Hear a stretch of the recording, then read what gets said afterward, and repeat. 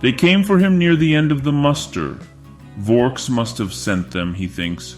Two of his unbroken, foul-smelling, with seeping eye lenses and fungus-brown armor. He could not resist, of course, and was dragged from his cot and thrown into a shuttle bay with hundreds of other unchanged. Somehow he found himself with a rusty lasgun in his hands. An ancient mark, more like a flintlock than a serious weapon. Its power pack already half depleted and leaking acid. On the descent he reflected on the use of the word unchanged for those human slaves the Death Guard employ.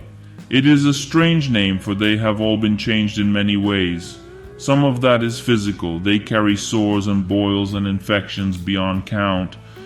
Most are dying of something or other, although few seem to mind that or even notice it. Some of their slavery, then, must be mental too. They cough up blood and then grin. They wheeze and gasp and clutch at their throats, but no word of complaint passes their scabrous lips.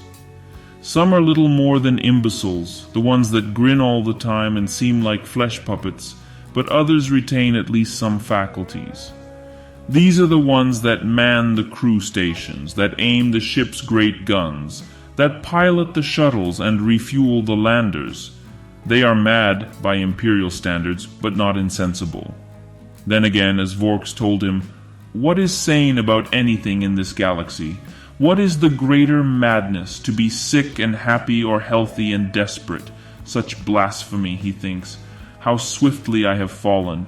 Somehow he has made it to the front line. The other bodies move jerkily, caught in a freeze frame. The unbroken, masked by the hordes of stumblers, are fighting their way inside the citadel, grinding toward the interior where the towers rise and the searchlights whirl. Mobile armor comes with them, smashing through half-demolished walls, barrels swiveling. Overhead, gunships hover on heat haze that makes the air shake, emptying magazines into far-off targets. He has not yet fired his weapon. He feels like a spare part, a piece of driftwood thrown up on a dark tide. The air fills with more last fire, vivid and searing, and it makes his eyes water. He stumbles, falling to his knees on a pool of powderized stonework. Before he knows it, he's falling, tumbling down the far side of a long heap. When he regains his feet, he has slipped far, down into the citadel's grounds, and can see the enemy on either side of him, much closer now. From somewhere, a desperate hope suddenly kindles.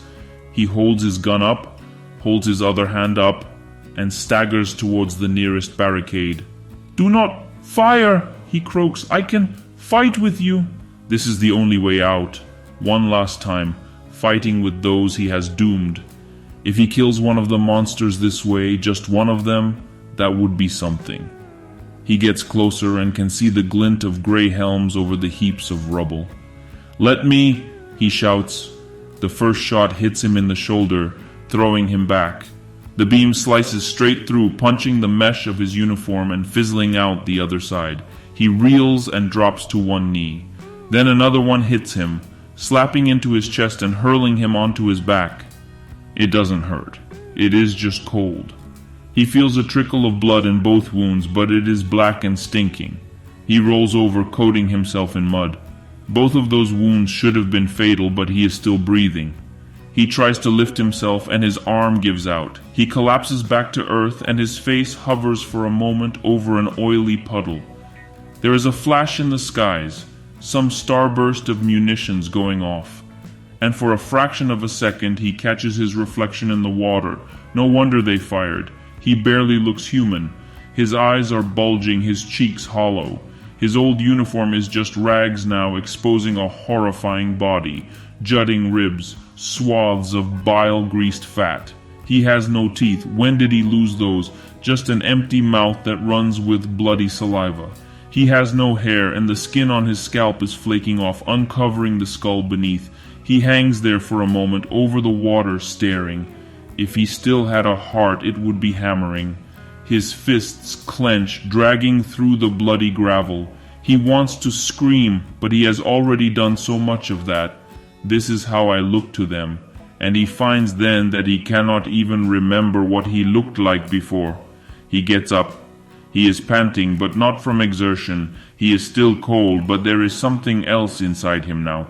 He is confused. He might be angry. He swings round back towards the barricades. From behind him he can hear others sliding and stumbling down the long slope. His people. His people. He opens fire. The lasgun whines, sending the first shot into the night. Then he fires again and starts to walk. Soon he is joined by the others, and they advance in something like formation. The fires roar overhead. Smoke tumbles across the cityscape, and it coils around his boots. He will be at the barricade soon. He will be unstoppable when he gets there. He feels a spark of pleasure in that. He guesses he ought not to, but can no longer remember why. He fires and fires again. Dantine has fought on many worlds before, but not like this. It is better this way, though, he thinks. It is something he could learn to like.